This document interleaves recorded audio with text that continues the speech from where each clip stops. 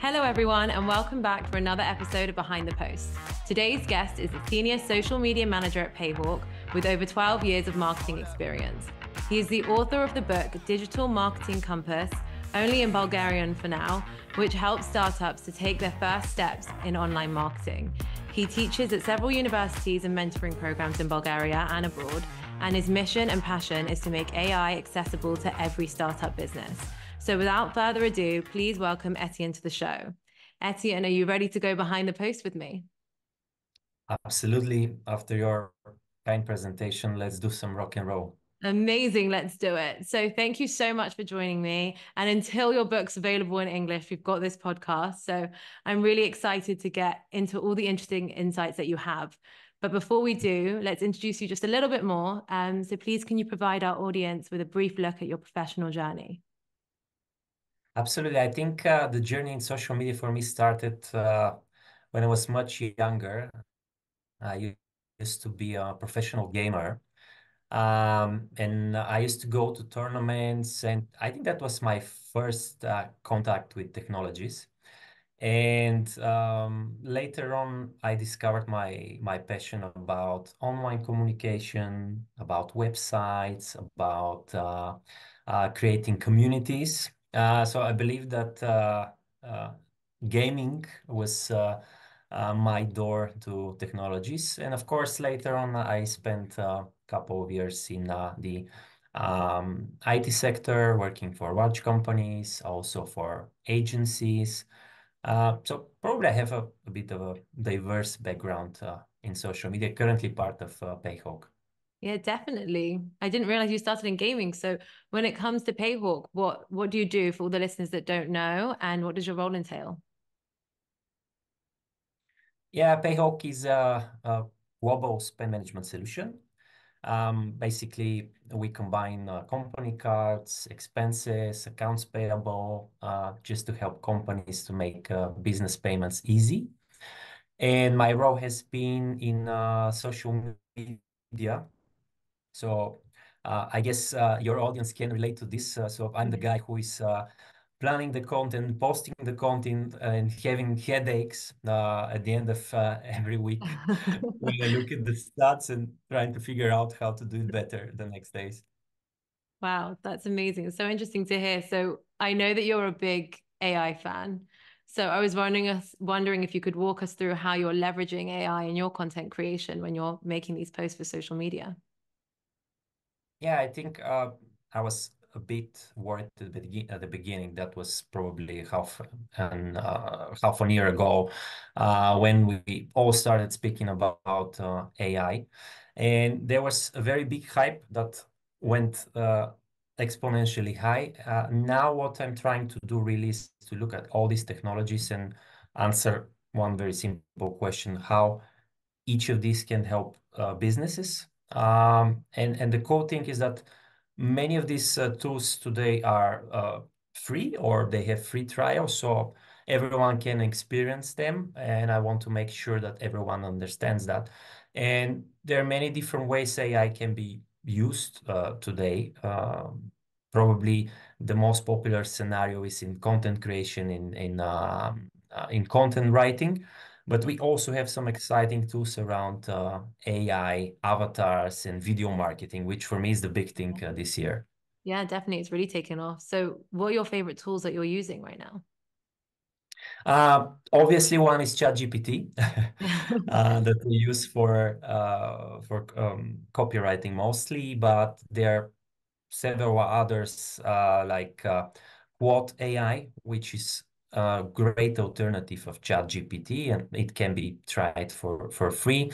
We also have Copilot from Microsoft. So these three are generative text AIs. But I also love Opus Clip, which is a very powerful tool where you give one horizontal longer video, and Opus Clip takes the best parts of it and creates minimum 10 vertical videos that can be shared. And even you can advise with Opus which of these will go viral based on some AI recommendations. So it's more around optimizing stuff, not really creating everything and leaving AI to do all the work for us. Wow, that's so interesting. So clearly you know a lot about AI and you use it a lot, from content creation to video marketing. So what do you think social media teams are getting wrong with AI? Like what you know, because I feel like a lot of people don't know how to leverage it properly yet. So what would you advise? Yeah, I mean, I would advise all social media colleagues to start small, to first start experimenting with one or two tools. I think now the bigger problem is that we have so many tools and we want to try out all of them. So try where it makes most sense. I would say for me personally, my most favorite AI tools are, as I said, ChatGPT, but also Canva has some great AI implementations. In Canva, you can create banners. You can use generative text to produce some content as well.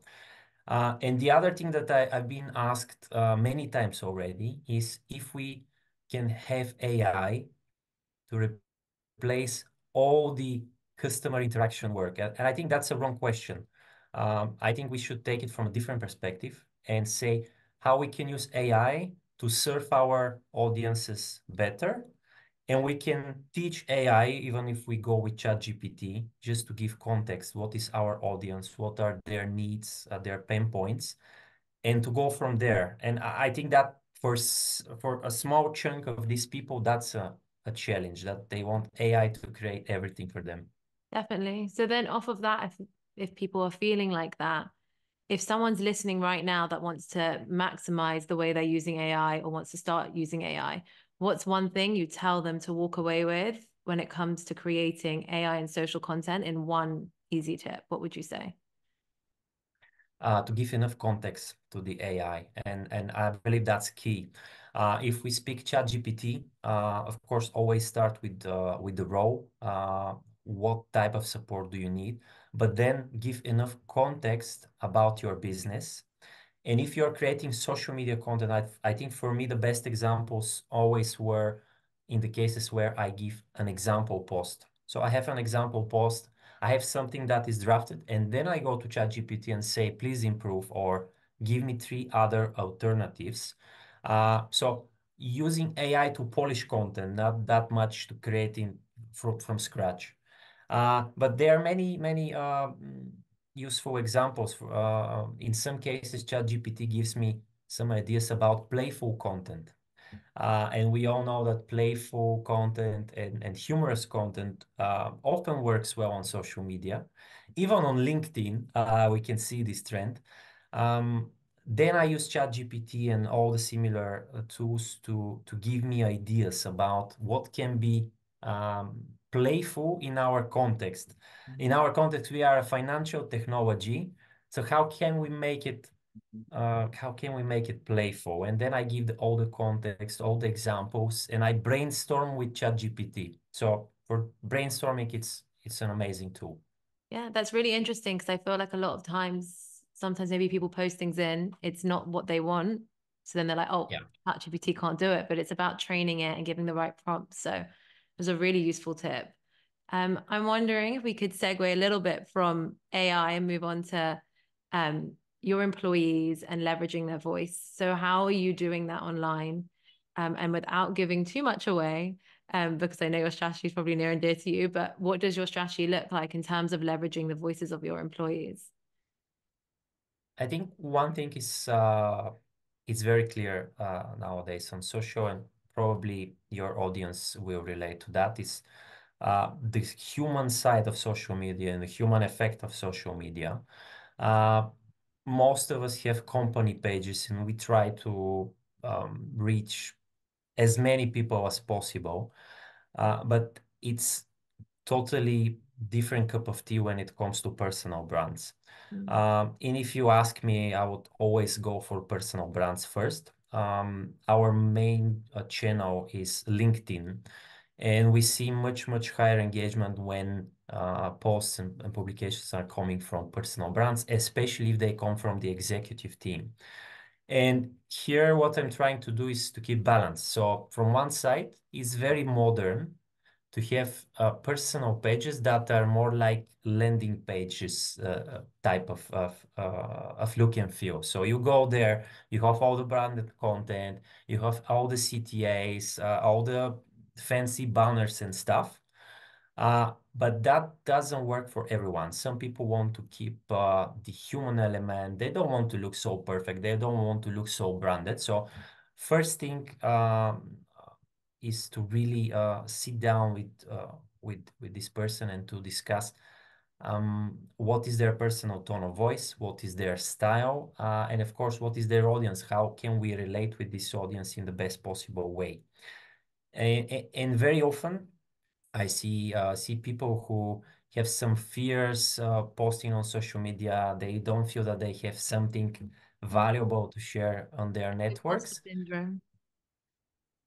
And yeah, exactly, the imposter syndrome, and that's usually it's about technology, it's about AI as we spoke, but Yeah. sometimes it's very psychological.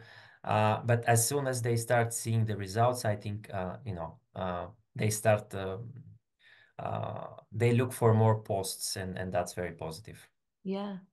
Definitely. I think also a company's best asset is their employees, and employees make the best brand advocates. So leveraging a program like employee advocacy can really help you make an impact. And I know that at companies now, because employee advocacy, I don't think is no longer a nice to have. So a lot of social media managers are being tasked with training employees to build out these personal brands, like you said, and become brand ambassadors. So I'm wondering if you've hosted trainings as well as these one-to-ones, and can you give an overview of what you include when you're hosting them? Yeah. So one of the things that we look at is what after we go through personal tone of voice, style, the messaging, and what is the general value that all these people want to bring to the network. Then we look at the formats, because formats for personal brands are very different from what we typically share in a company page. If we speak LinkedIn wise, posts that have text, an image, and even a selfie work extremely well today, as opposed to blogs and more corporate stuff on company pages, which is also changing. We see more and more human element to the company pages as well. But looking at the content types and formats, and I would say again from LinkedIn perspective, I think text-based posts are working extremely well. And here we need another skill, which is copywriting. So if anyone needs a copywriting training or advices or best tips and tricks, that's another step from these conversations that we have. That's amazing. And it's obviously really helpful so that it can help them become advocates and be engaged within the program if they're having that support. You mentioned something before that I really want to segue back to. You said something about the importance of having executives on LinkedIn as well as thought leaders. It was something along those lines. And I think right Yeah. now it's more important than ever to have an executive presence online. I saw a statistic and it was over 50% of professionals that see an executive on social media, it positively influences their decision about the company. So I was wondering how you do this at Payhawk and how you empower your C-suite to post and engage on social. Yeah, and many people are following companies because of the founders, of the people who are behind the business. Uh, we have very unique story at Payhawk. We are also known for our unicorn status. And whenever I speak about our founders, usually and typically this content gets a lot of attention. And what we really try to foster is having more content coming from the executive team. And I think the real magic happens when there is a interaction between the company page and the executive profile. Say, if we have a very big announcement, the next time we don't post it through the company page first, but we build the content tailored to the executive profile, and we post on his behalf, and then we repost from the company page. So this Ah, This in a way maximizes the impact. And these are two different audiences as well. So there are people who follow the founders, but there are also people who follow the company and they relate to the company values and all these kind of things. And now it's more looking for smart ways how these two can really interact and double or even triple the effect. yeah, definitely. It's so interesting to hear how you did it. Um, I've got two more questions for you.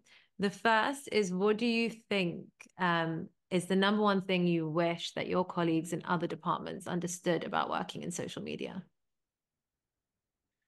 I'm really curious what uh, what the people that are watching us now would answer to that question. But in most cases, is knowing that social media takes a lot of time. It is a lot of planning. It's not about let's post something tomorrow. Yeah. Yeah, yeah, it's about having all the strategy and the objectives in mind. When I speak to people who are in marketing and in business, I always tell them that they need to plan in advance because even if we speak about a short 30-second video for TikTok, we need to consider that this includes selecting the topic, writing the script, then filming the video, then posting, then analyzing, and many more steps. And this takes a certain amount of time. So all this shouldn't be underestimated because social media is so much about project management. Yeah. And so much goes into it. So I Yeah. definitely agree with what you're saying. And the last question, I'm really eager to hear what you're going to say. I'm very interested. You have over 12 years of marketing experience. So in your marketing career, what's the best piece of social media advice you've been given? Hmm. I think to and this works very much uh, for this year and probably moving forward is to keep the social element human. I think is what I mentioned earlier. So whenever you are in position to hit the publish button, just make a step back, look at the post, and make sure it is